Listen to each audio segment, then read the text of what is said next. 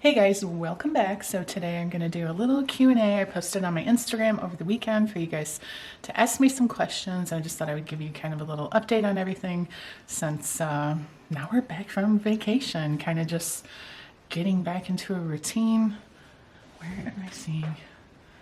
I can see from here all the way into our bedroom. And I'm like, what is going on? Ken opened the blinds in our bedroom. And so Toby is laying on the Chase lounge because the sun is shining in the bedroom. See, even the dogs like the sun. Too funny. Anyways, I have a hair appointment at 11. You see the time. I still have a little bit of time before I need to leave. Just sitting down. I'm gonna eat a banana real quick before I leave, and let me get into the questions. This question was repeatedly asked by many people. Have we found a house yet? Are we still looking? That sort of thing. Combination of all those types of questions. I am looking, like, I want to say not even daily. I'm looking multiple times throughout the day. And it's a little scary because there's not a lot that's going up for sale in general. I'm looking kind of, like a 50-60 mile radius of where we live. So there's a lot that pops up that I ignore, but the areas that we are considering, it's few and far between that a good house goes on the market. That would be like something we may be interested in, like our price range and that sort of thing. But to find something that meets, like nothing has got on the market that meets exactly what we're looking for. And we are being picky and we have no reason not to be picky, but it's like, it's March. Like, we want to move by this summer. I'm not really getting nervous because technically we can move in the fall if we have to. It doesn't matter to us. We just feel like selling our house in the summer will be the wisest decision, just with the pool being open. If a family moves in that has kids, like if they have to change schools, any of that sort of thing. And we've had like some people, it's like never fails, we'll like talk to someone and mention about our house going up for sale, and someone will be like, oh yeah, my friend so-and-so is interested. And like we keep hearing all these people are interested and want to come see it when we're ready to put it up on the market, but we have to find a house first. And I feel like I'm on the realtor.com app, and I check Zillow too, just because there might be like something for sale by owner or whatever. I feel like I'm on the realtor app so often that I like need to get a job there at this point. It's looking bleak. Is that a good word to describe it? I'm that type of person that when like something like this is going on in my life, I'm like wholly immersed into it. Like it's takes control of my life, and in some instances I'm just like, oh, I don't want to do this anymore. It becomes almost like not fun. So my brain tries to like, oh, it's fine, like I'm trying to play it cool, but at the same time I'm freaking out. But the kids are trying to decide what they want to do, if they want to come with, if they have different options. So there's a lot up in the air, and I'm just trying to like not let it majorly stress me out. All right, guys, done with my hair appointment. Just a touch up, nothing crazy. So I'm waiting to get a text back from one of the kids because I have to go pick up something, one of their ex's house. So one of the questions that somebody asked, perfect timing for this one because I'll explain in a second. So how was your anxiety on your flight this time, and how has it been lately? Well, perfect timing on that one because my anxiety was so bad this hair appointment, and I even took my anxiety pill, which is, I don't have the bottle with me. I just had a pill inside the little Advil bottle. I just have a couple of them in there in case I need them. I was feeling anxious before my appointment, so I did take a pill real quick, like last second. Not anxious about my hair appointment, just sometimes you just get that feeling. But I also feel like, okay, I have to leave. I guess I'll try to talk while I'm driving here for a little bit. I also get that feeling like where because you think you feel anxious and then you take an anxiety pill, that you're just talking yourself right into the anxiety. Like, I don't know. Anyways, the sun is shining today, which is amazing. It's beautiful out. It's only 41 right now, which is cold, but tomorrow's supposed to get up to like 70. And the way the sun was shining in, I started feeling really, really warm. I took my sweater off But the minute you have it in your mind that you feel like your anxiety's starting to bother you, it's like hard to turn it off. And she was telling me a story, and I know it sounds crazy, but sometimes that's when it like kicks in, is when my mind's just like listening to someone, but then my mind wanders.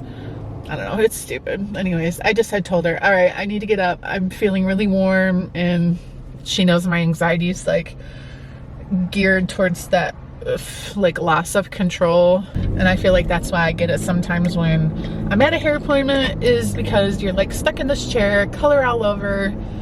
It's just a thing. It's just up here. I know that, and usually I can work through it. Sometimes I'll tell myself I'm starting to feel not so great, but I talk myself out of it, but not so much this time.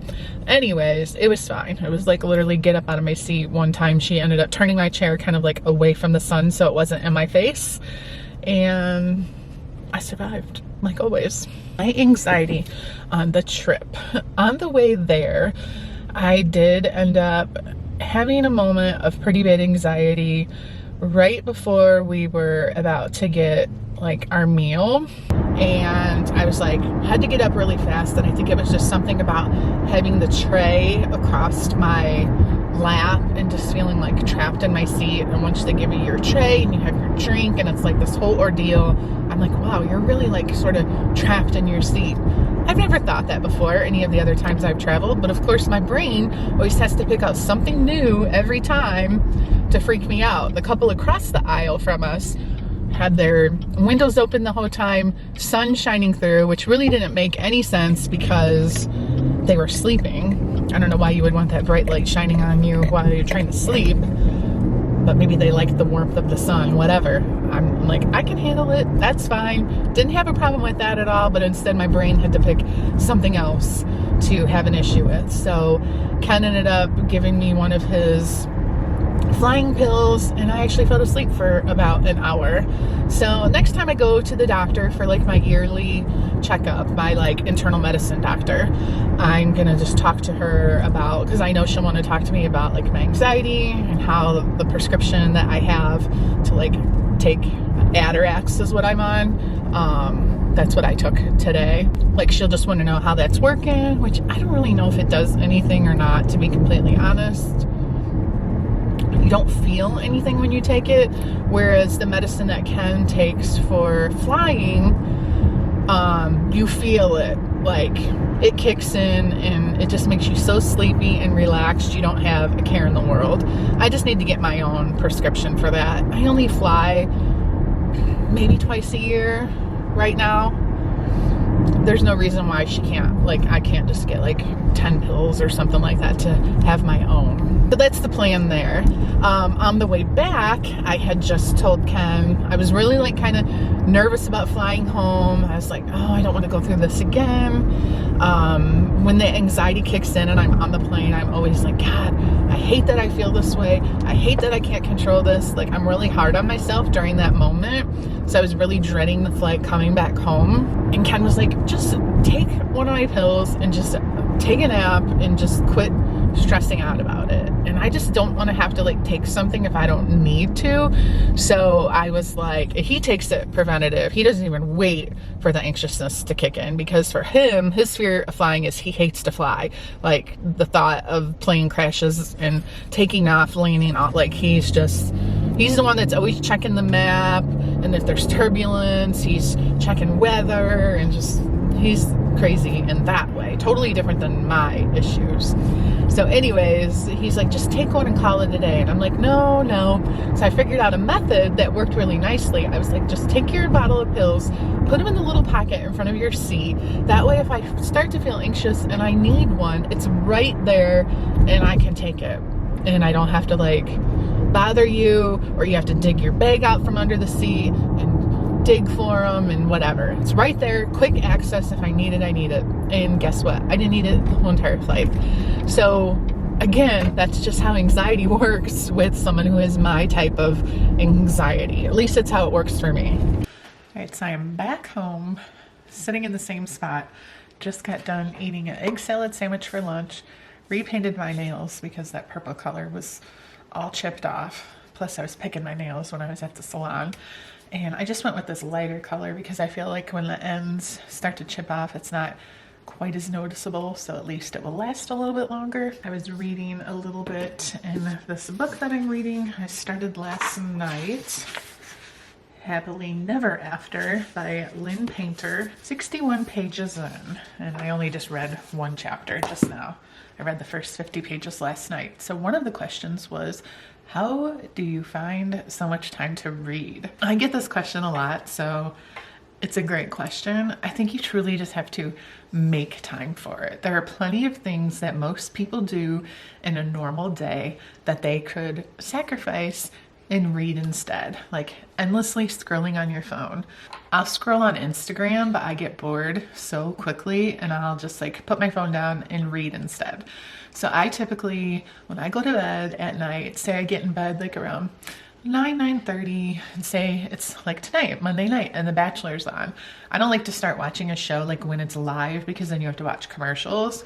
So I'll start it like later, so I could watch The Bachelor from say like 9 to 10:30. Take about an hour, maybe not even an hour and a half to watch if you can fast forward commercials. And then I'll just start reading. And sometimes Ken will come to bed and we watch a couple episodes of Friends or something like that. And then he goes to sleep, and I would say 50% of the time we'll read for maybe like another hour, or if I'm tired, I'll just like go to sleep right then. So it depends. I would say on any given day, I'm reading anywhere from an hour to up to 3 hours. So I just feel like the time when most people are probably like getting on their phones and scrolling, or, you know, whatever you do on your phone. Just imagine if you replaced all of that phone time with reading time. And don't get me wrong, when I was younger and had younger children, I barely read at all. I was lucky if I probably read 5 or 6 books in an entire year, because it would take me forever to get through a book. It wasn't until this point in my life of not having like sports of my kids, or drive your kids here, drive your kids there. I can't imagine reading this much back in those days, but now as an older person, I don't know what to call it, just having adult children that I don't have to take care of frees up a lot of time. Like I have a lot of extra time in the evenings that, like, what else am I supposed to be doing? But yeah, you just have to make time for it. But if you're younger than me, and especially if you have kids to take care of, don't feel bad that you do not have a lot of time to read, or you don't read as much as I do, because that is completely normal. Okay, let's try to do some quick answer questions. I love the video Andrew did. You guys should all get together and do challenge videos. If you didn't see on Andrew's channel, I Am Drew, he actually did a, God, what was it? You had to truth or eat hot sauce or something. But there was a whole purpose behind the video, because they asked a very important question that kind of shared like a big wedding announcement. If you haven't seen the video, go to the I Am Drew channel and check it out. I think it would be great to do more videos like that. However, it's difficult because Andrew lives 2 hours away, and other than him and Carly, I mean, like Blake would be in the video if we asked him, but with him not living here and he has a crazy work schedule, he works 12-hour shifts at his job, like it would be hard to do that. And I know Chase would be like, no way, I'm not doing it. I wish though, it would be fun, and I do miss those days. Tips for saving / buying a house. I would say if this is the first house you're about to buy, like you've never owned a home before, I would advise you to get a referral from someone you know, for like a mortgage broker, because you can usually get a better interest rate through a private mortgage broker or mortgage company versus like wherever you do your personal banking. That's just my personal experience. So reach out to a mortgage broker, get pre-approved, find out exactly what it is you can afford. And then before you go out there and find that perfect house, try to see if you could live without that amount of money for like 3 months and see if that amount is feasible. I think it's really easy to think of like, oh, this is my monthly income, I can easily afford X amount of dollars a month. But sometimes when it really comes down to it, you're realizing that, wow, you know, I got to be able to put gas in my car. I have to be able to pay utilities. The cost of your utilities is probably going to go up if you're like renting in an apartment and about to buy your house for the first time. In terms of saving for a house, I think, if you can hear Pippa snoring in the background, sorry. She's just my old lady snoring away. If you're saving and you're at that stage in your life, like, let's say you're a college student, or, you know, you just graduated from college and you have your first like big boy, big girl job and you just want to start saving, just put away as much money a month as you possibly can into your savings. Like if you know I make X amount of dollars, this is my paycheck, and every paycheck I can put away $250, so that's $500 a month. Just do it and don't touch it, except for like obviously emergencies, you know, you need new tires on your car or something like that. Like that stuff's going to happen, but just try to penny pinch, even if it means spending a little bit less at the grocery store, or don't go get Starbucks or Dunkin' 5 times a week. Like you can definitely make sacrifices to save up money. You just have to be disciplined like anything else in life. Dream job you have or have envisioned for your kids. Well, Andrew's already in a really great career. I always forget what his job title is. Let's Google it. So he is in the purchasing department. Why can't I never remember that? I had dinner with my friend the other day and we were catching up on all the kids, and I was like, why can I not think of Andrew's job? And she's like, logistics? And I was like, maybe that's it. No, purchasing. Okay, so he's a purchasing agent, let's call it. He's like basically been, not in training, but like his next step is to become the purchasing manager. And he is like basically next in line for that job eventually, when the current manager, who could retire at any time. So he's golden. His path is set, and he's a really hard worker. You have Blake, who works at a solar panel company. He actually just applied for his second promotion already. I think he's been there a year. I think it's exactly a year. And this new position would put him on salary versus hourly, which is kind of a tricky situation, because hourly, he can make a lot of extra money because you work 12-hour shifts and you get that shift differential. He works 4 days one week, 3 days the next week. It rotates, so every other week you're getting that like chunk of overtime. So his paychecks are really good, but in this new position, it would be a pretty big increase in salary. However, he could end up maybe potentially working more, but not necessarily getting paid for it, if that makes sense. So, but he did apply for this other job and should be hearing back any day now. Not other job, but other position within the same company. And he's going to college for computer, like IT technology. And then Chase, I don't want to get, Chase gets like, he doesn't necessarily want me to share his information, so I'll have to ask him if someday we can do like a little life update on Chase, but he's hoping to start college soon, probably in the fall. That's all. I guess I won't say anything else until I talk to him and be like, hey, can we share all this? Carly, she's in her second year of college for criminal justice. I'm not really quite sure what I envision for her in terms of career. I don't foresee her, like if I had to try to predict the future, I don't necessarily see her doing YouTube like in the future. Like I know she wants to keep doing it through college until she kind of figures out like what direction her degree is going to take her. Honestly, I would not be surprised if she decided to get her master's degree. School comes so easily to her and she really likes school, and I feel like if she had her master's degree, it would open a lot more doors versus like go to school for 4 years, get your criminal justice degree, become a cop. Maybe that's the path she's gonna have to take to work her way up into working in like forensics or become a detective or anything like that. Like you have to start somewhere. But I don't know, at the same time, and I know she's talked about this and shared it before, at the same time, she can't wait to get married and have children and be a stay-at-home mom. So I honestly, like if I had to predict the future for her, I honestly think, I don't know if she's necessarily going to be this big career driven oriented type person. I think if her future, she had the opportunity to just be like, I'm going to have kids and stay home with the kids, and that's going to be my life, kind of like I did for all those years. I could totally see her doing that as well. So with that being said, all I can say is I'm just like really proud of all the kids and just thankful that like they all have like found their way. And it's weird because as a parent, you're always like, oh my gosh, I'm so nervous. Like they're not doing anything. They're not headed in a good direction. Like they got to figure this out. Like you always want more for your kids than even you have experienced in life. And I feel like all my kids are just like on good paths, have plans for the future, and all's good. Most likely to give you grandchildren first. Probably Andrew. I'm assuming, let's see, they're getting married in 2025. I would say 2026. Oh my gosh, that's only like 2 years from now. That's not that far away. Yeah, I would say probably. If all goes well, I'm sure as soon as they get married, they'll probably start trying right away. So yeah, potentially like 2-ish years from now. How do you cope or deal with the passing of your pets? Okay, I will tell you right now that obviously the passing of anyone in your life is difficult. Hands down 100%. Hardest thing. The passing of a pet is just as hard.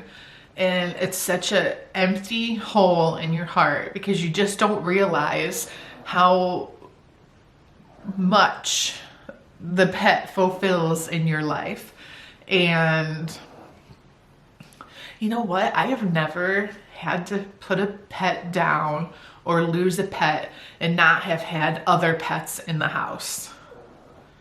Except when I was younger and lived at home and we had to have our dog put down. But I don't even really honestly remember that. But like, I had a Keyshound, Tazzy. When we had Tazzy, we had Pooh, and I had gotten Tori. When we had Pooh put down, we had Tori and Shaggy. Shaggy was definitely one of the hardest animals to lose. I do not want to have this conversation right now.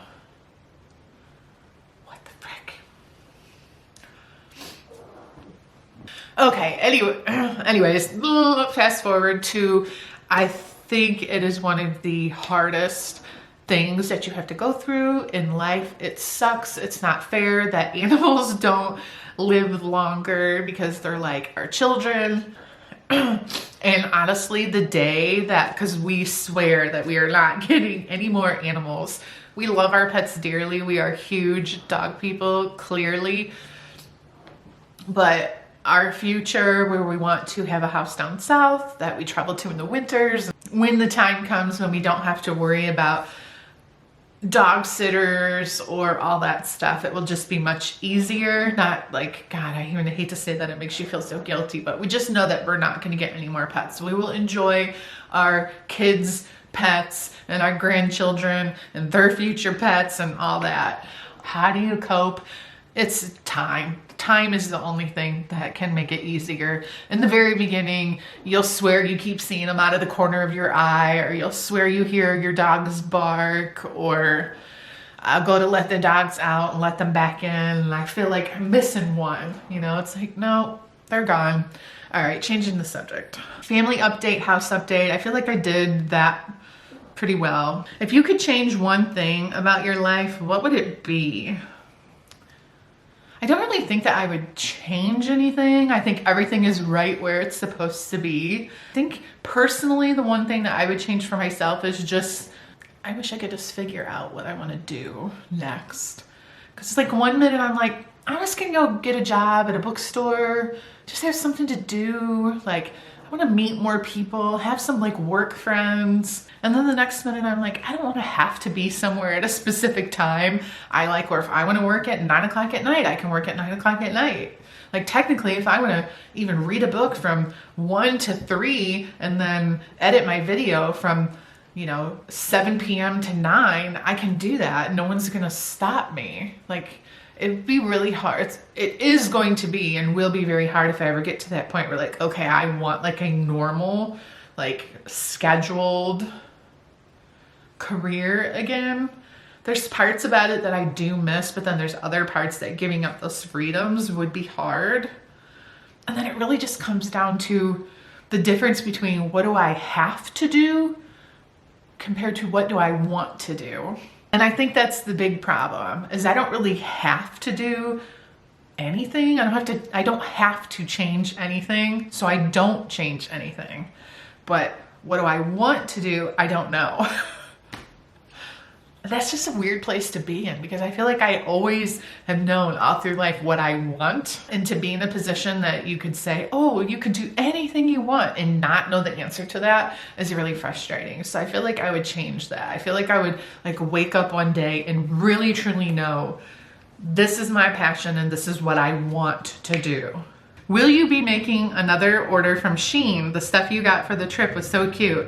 You know, I would love to. However, I have it on in my planner to do a closet clean out and get rid of a bunch of stuff, because I've hung on to a lot of clothes that it was always like, oh, I'm gonna save this for when I lose weight, it'll look cute on me again.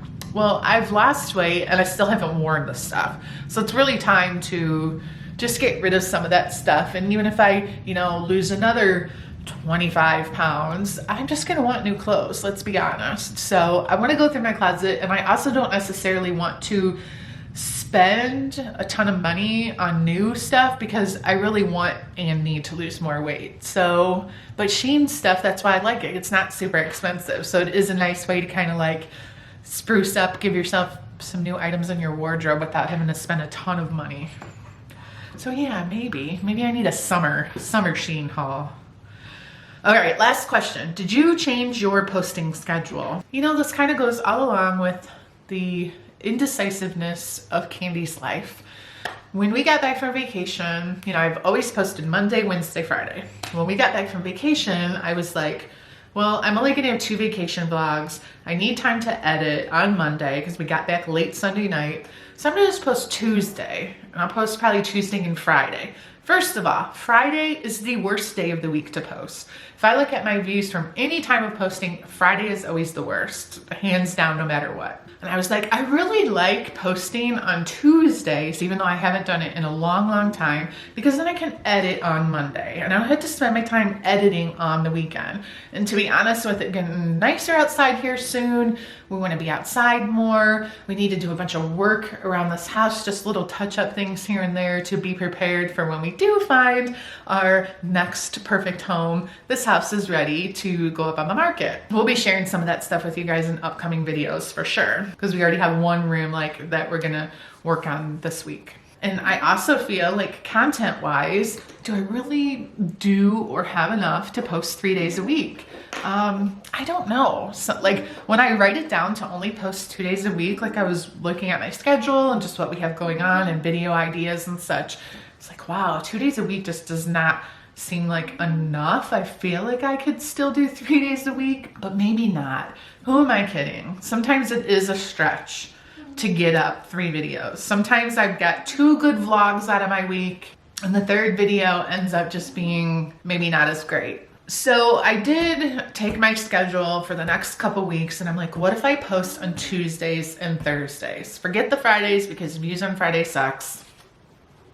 What if we just try the Tuesday and Thursday rotation for a while and just see how it goes? Maybe because the nicer weather is approaching, maybe I will have more stuff to film, because we're gonna be having a lot of things changing in our lives over the next 6 months. Maybe there will be more things to film. I feel like on the weeks that there isn't, posting 2 days a week, it makes more sense. It's all trial and error at this point, folks. So all I could say is just make sure you subscribe to our channel, turn on your notifications for YouTube. When you go to our channel page, click the little bell, say that you always want to be notified when I post a video, and you won't miss a video. Other than that, what's my schedule? This week, Tuesday and Thursday. Next week, probably Tuesday and Thursday. I'm just trying it out. After that, we'll see. I honestly have no idea. That's the nice thing about working for yourself, is you can do whatever works for you and make changes as needed. And that's what I'm doing. I'm trying to just figure it all out, guys, and bring you along for the ride. I really am thankful that you're here. If you made it to the end of this video, that I have a feeling it ended up being longer than it needed to be. But for those of you guys who say you just like listening to me talk about whatever, I'll get these comments where people are like, I could sit and listen to you talk about anything and whatever. Well, that's what this ended up being. Like I said, we're gonna start some work and stuff around the house this week. and I wanted to be able to film that and share it with you guys, but I want to be a little bit more ahead. So I'm not like editing at 9 a.m. and posting at 11. So that's why I did this video today. I just wanted to catch up with you guys after vacation, answer some questions, and just be a little bit better about my schedule. So thank you guys so much. Super appreciate it. Thankful to have you here. I'll see you in the next one. Make it a great weekend, guys. Bye.